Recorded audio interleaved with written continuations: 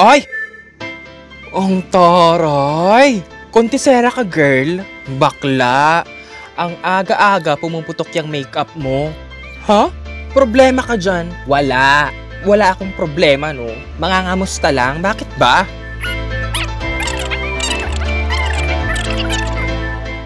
Madalas na akong manghina, tapos palaging sumasama yung pakiramdam ko.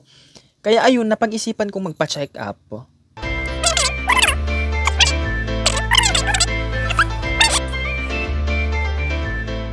Bakla. Ikaw lang kasi ang alam kong makakaintindi sa akin eh. Hindi ko kasi alam kung paano ko sasabihin. Kasi bakla.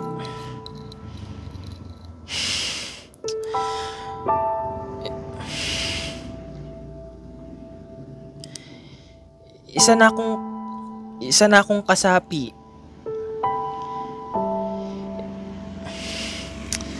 Kasapi.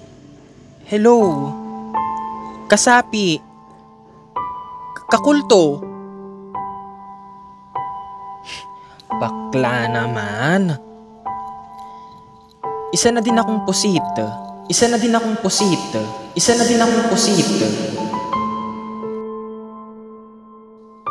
Pareho na tayo. O ano, sister schools ba to? Punyeta ka naman, bakla. Emote na ako pero mas mabagal pa sa PLDT yung utak mo. Positive ako, bakla.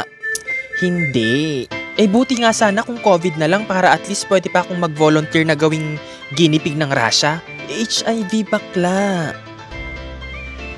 Pero tangina talaga eh.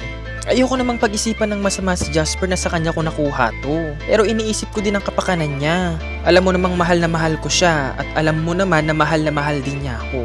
Sure ako at proud ako na si Jasper lang ang pumapasok sa kuweba ko. Pwede ba? Huwag mo muna akong pagalitan. Hindi yan ang kailangan ko ngayon, bakla.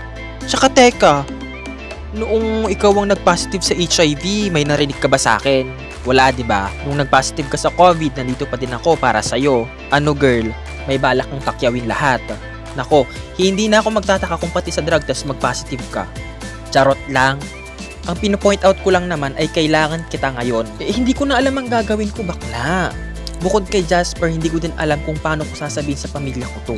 Pinayagan na ng tatay itong kabaklaan ko. Pero baka siya pa ang makapatay sa akin imbis na tong putang inang HIV na to pag nalaman niya.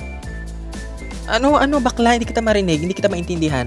Tang ina naman. Bakla, pwede ba? Spotlight ko to. Pwedeng ako muna, ha? Ako muna. Moment ko to eh. Hindi ba makakapaghintay ang sasabihin mo? Tang ina naman, bakla. Wag ngayon. Pass muna tayo sa mga jokes mo na ganyan. Ano? Seryoso ka ba? Putang ina.